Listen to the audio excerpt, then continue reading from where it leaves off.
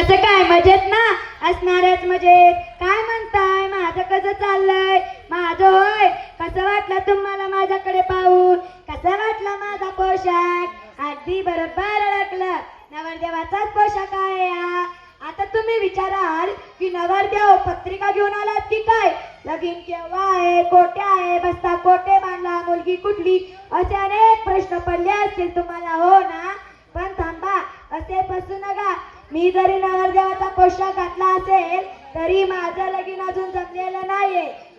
माझी तिशी उलटून गेली तरी पोरगी सांगून येईना.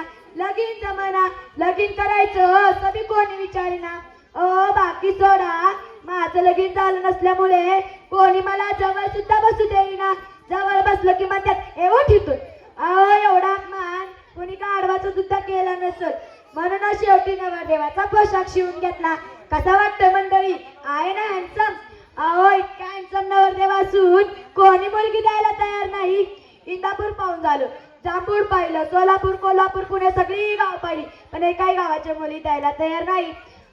इथचं गाव, तिथचं गाव, भिकाऱ्याला 40 गाव, सगळी गाव पाहिली, पण एकाही गावाच्या मुली द्यायला तयार नाही. शेवटी तुळजापूरच्या देवीला आणि गावातल्या हनुमानाला साकडं घातलं. नंदीच्या काळात हलूच सांगितलं लगीन जमून नवस पेढी. पण कसलं काय, ज्या बी मुली आहेत ना त्यांचं प्रत्येकीचं एकच स्वप्न. त्यांना वाटतं मुलगा जॉबला जावा, आणि तो गेला की मी दिवसभर व्हॉट्सअप, फेसबुक, इंस्टाग्राम, काढ फोटो, कर अपलोड, कर स्टोरी, कर अपलोड. मज्जाच मज्जा. कसं काय शक्य आहे? काय रे सध्या, कोणाशी बोलतोय? तेवढं आपल्याला जायचंय ना मुलगी बघायला. अरे माद्या, अजून किती मुली बघशील तू? तुझं लगीन झालंय ना? अरे धोक्या, मला नाही, तुला बघायची ना मुलगी. काल मला घराला नव्हतंच ना की तू उद्या घरी आहे म्हणून. आपण तेच गावला मुलगी बघायला जाऊ विसरलास की काय? अरे माद्या, ऐकली ये. त्याचं काय झालंय की कोणी आपल्याला मुलगी दाखवल याचा मला कॉन्फिडन्स राहिला नाही बघ, म्हणून असं होतंय. 19 कर मंडळी, जाऊ काय मित्रासोबत मुलगी बघायला? आता जातोच, पण तेवढं आपलं सिक्रेट कुणाला सांगायचं नाही बरं का. ती 2 डझन मुली. चल लवकर, नाही तर यायला उशीर होईल. दिवस मावळा की परत मला काही दिसत नाही.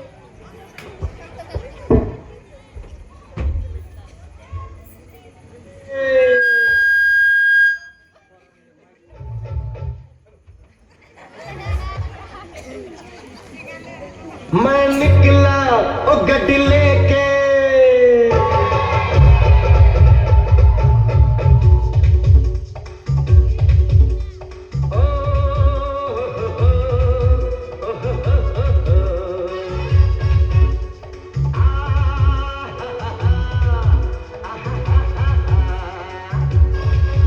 मैं निकला ओ गड्डी लेके, ओ रस्ते पर ओ सड़क में एक मोड़ आया, मैं उठ दिल छोड़ आया. एक मोड़ आया, मैं उठ दिल छोड़ आया.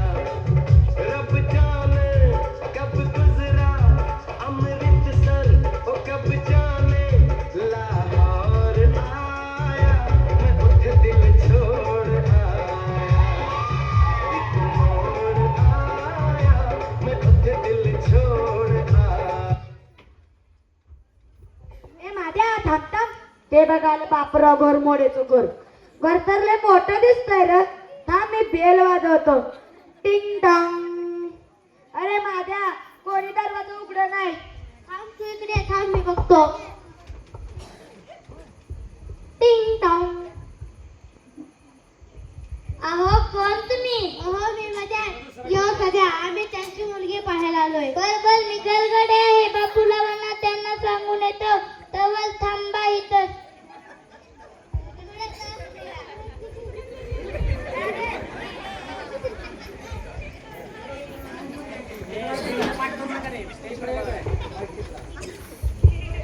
मालक बाहेर पाहुणे आलेत मुलगी बघायला. काय करून घेऊ? का त्यांना घरात का म्हणे लाथ मारून बाहेर काढून देऊ? आपल्या तो आता मला सांगताना बैठक खोलीमध्ये बोलव. आलोच मी. तुम्हाला बैठक खोलीमध्ये बोलवलंय. नमस्कार मामा, नमस्कार. मी वैतागवाडीवर आलो. माझं नाव सदा आणि हा माझा मित्र मध्या. मी तुमच्या मावस बहिणीच्या जावेचा चुलत नंदेचा सावत्र भावाचा एकुलता एक मुलगा. आम्हाला असा निरोप कळाला की तुम्हाला एक मुलगी आहे, तिचं लगीन करायचं आहे, म्हणून आलो पाहायला. बरोबर आहे, ठीक आहे ठीक आहे. चंद्रा, ए चंद्रा, बाहेर आहे जरा. चंद्रा, बाहेर आहे जरा.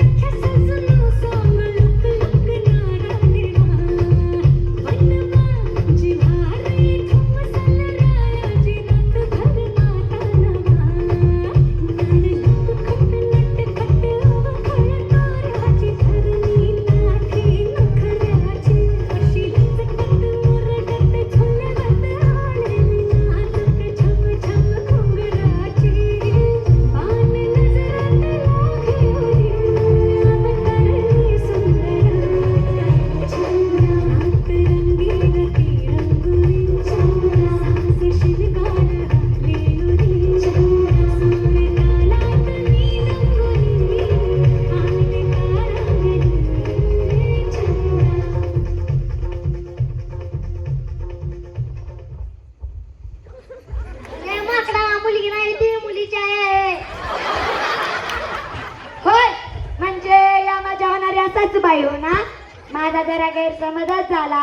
मामींनी बरोच मेंटेन केलंय बरं का या वयात. एका बस्तीला चढाव चढवू नको. सगळं चक्रा तुला किती वेळा सांगितलंय, जास्तीचा नट्टापट्टाकडे जाऊ नको. या वयात नकाचे गैरसमज होतात. जावं तिकडं, या म्हाताऱ्याला तर जरा सुद्धा कौतुक नाही. माझं बायकोचं नशीबच फुटकं. अशी काय करते चंद्रा? ओ मामा, ओ मामी, आम्ही मुलगी बघायला आलोय, तुमची भांडणं बघायला नाही. एवढ्या मुलीला बोलवा की जरा. थांबा, बोलवते. शालू, ए शालू. शालू वा, आई चंद्रा, मुलगी शालू, वडील बाबू आणि अण्णा बरोबरे. काय फॅमिली राव, मस्त. शालू, ए शालू, ए बाहेर पाहुण्या. लागली शालू शालू शालू पोर स्वर बी झाली चालू चालू.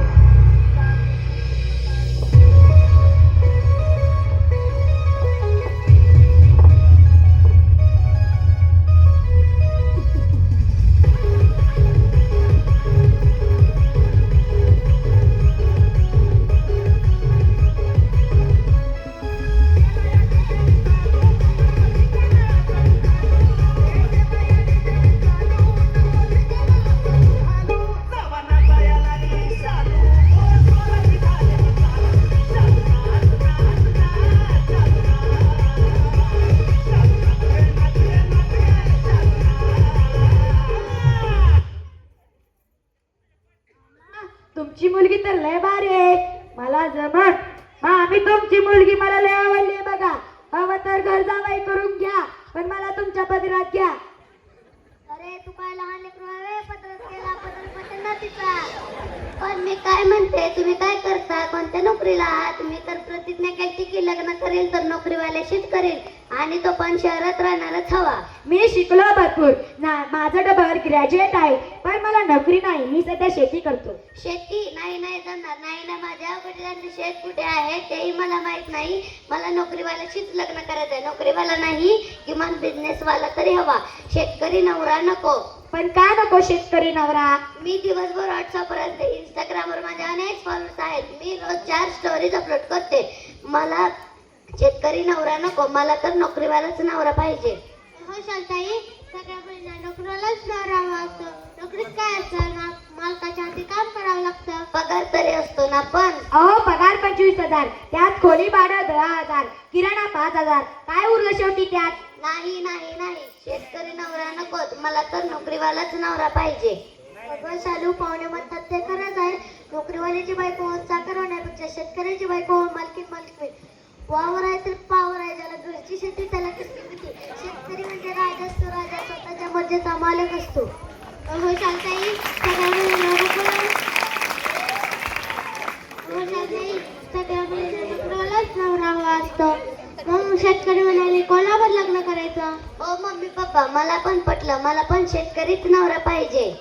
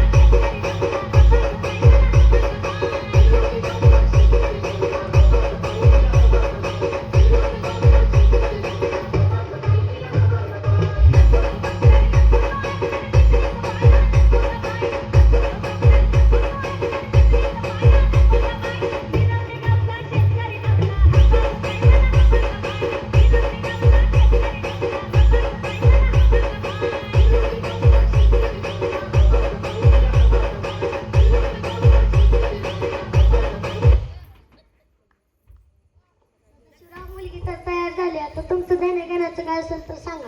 अहो मग आहेत की अटी शेती. माझ्याकडे 12 एकर शेती आहे, ट्रॅक्टर JCB आहे. पण माझं एक म्हणणं आहे, मला लग्नात 5 लाख हुंडा आणि 4 तोळ्याची सोन्याची चैन घ्या.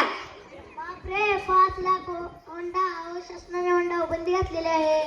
हुंडा बिंडा नाही, मी पण डबल ग्रॅज्युएट केलंय. आई वडिलांनी मला लहानाचं मोठं केलं, शिक्षणावर खर्च केला, काही कमी पडू दिलं नाही. आणि मी त्यांना सोडून कायमची तुमच्या बरोबर येणार. मग कशाला हवं तुम्हाला हुंडा? ठीक आहे, मंजूर मंजूर मंजूर. माझ्या विमानाला पैसे देणे घेणे काही पटलं नाही. मामा मला हुंडा नको, फक्त पोरगी द्या मला.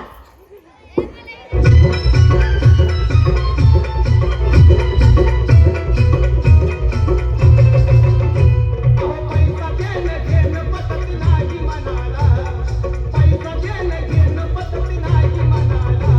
अन हुंडा नको मामा फक्त पोरगी द्या मला, अन हुंडा नको मामा फक्त पोरगी द्या मला. हुंडा नको मामा फक्त पोरगी द्या मला, हुंडा नको मामा फक्त पोरगी द्या मला. पैसा देणं घेणं पटत नाही मनाला, पैसा देणं घेणं पटत नाही मनाला. अन हुंडा नको मामा फक्त पोरगी द्या मला, अन हुंडा नको मामा फक्त.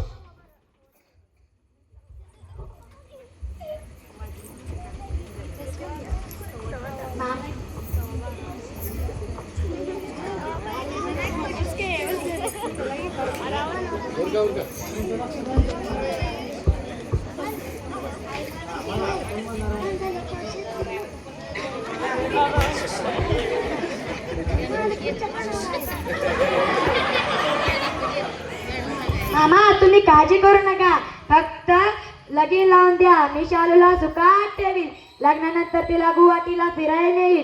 तिथं सगळं ओके मध्ये, काय झाड, काय डोंगर, काय हॉटेल, सगळं ओके मध्ये. तुम्हाला काय माहित आहे सदाशिवराव? अहो मामा मी टीव्हीवर पाहिले, तिथं जो बी जाईल त्याचं सरकार पक्क. काय मंडळी, तुम्हाला पण आठवत असेल ना गुवाहाटी? कदा खूप फ्लॅशबॅक. काय झाडी, काय डोंगर, काय हॉटेल ओके मध्ये आहे.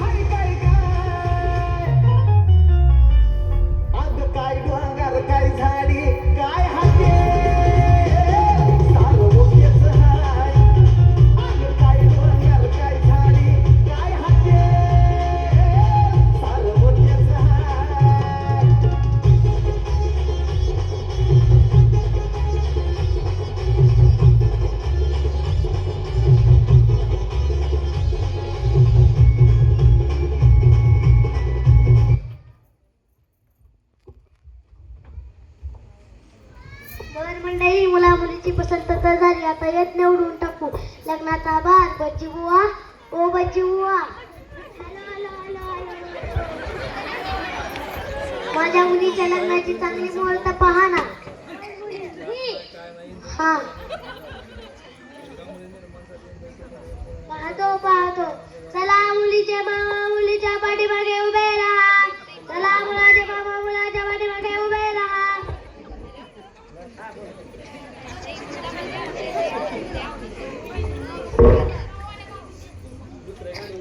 शुभमंगल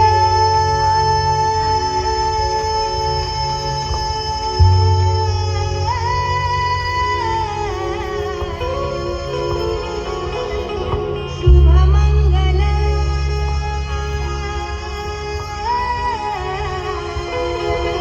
शुभमंगल सावधान सावधान शुभमंगल सावधान सावधान शुभमंगल सावधान सावधान शुभमंगल सावधान सावधान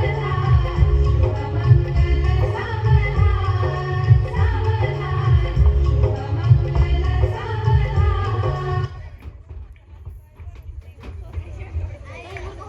मंडळी, आयर बेर आणला असेल तर त्या आधी तायराची आधी चालू आहे बर का. आणि जेवण केल्याशिवाय कोणी जायचं नाही. सुनबाई, मी तुझी चुलत सासू आहे बर. चल नाव घे बर. अयोध्येचे राम मंदिर बांधायला होते कारागिरी कुशल. अयोध्येचे राम मंदिर बांधायला होते कारागिरी कुशल. सदाशिवरामांचं नाव घेते तुमच्यासाठी स्पेशल. जाबाई, तुम्ही पण नाव घ्या की. चांदीच्या करंड्यात ठेवल्या होत्या हळदी कुंकू. चांदीच्या करंड्यात ठेवल्या होत्या हळदी कुंकू. बाबूरावांना पाहताच कुत्री लागतात धुंकू. मंडळी, शुभमंगल सावधान. बघितलं ना मंडळी, शेवटी सध्याचं लगीन जमलं. समजलं का तुम्हाला? या लग्नात मुलीने महागार घेतली नोकरीवाला आणि शेटर झालेलाच मुलगा हवा अशी प्रतिज्ञा केली. असूनही शेवटी शालूने शेतकरीच पसंत केला आणि मुलांनीही होंड्याचा हट्टा सोडला. आज समाजात प्रत्येक मुलीला व तिच्या वडिलांना वाटते की मुलीला लग्नासाठी पुणे मुंबईला राहणारा आणि शेटर झालेलाच मुलगा हवा. पण त्यातूनच समाजात फसवणूक होतानाही दिसते आपल्यालाही. परिसरात आपण बघतो की शेतकरी मुलासाठी फळ येताना मागे पुढे पाहता शेती करणाऱ्या मुलींना काढतात. मात्र हेही विसरतो की आपला देश कृषी प्रधान देश आहे. आपल्या देशाची अर्थव्यवस्था शेतीवर अवलंबून आहे. म्हणून आपली माफी मागून मी लहान तोंडी मोठा घास घेऊन सांगते की विचार बदला. नोकरीवाला आणि शेटर झालेलाच नवरा हवा. हट्टा सोडा. शेतकरी मुलगाही योग्य जोडीदार होऊ शकतो. आणि मुलांनाही मी सांगू इच्छिते की तुम्ही तुमचे कर्तृत्व सिद्ध करावे. क्षेत्र कोणतेही असो, अगदी शेतीही. विचार बदला, समाज बदले. शुभमंगल सावधान. धन्यवाद. अतिशय सुंदर नाट्य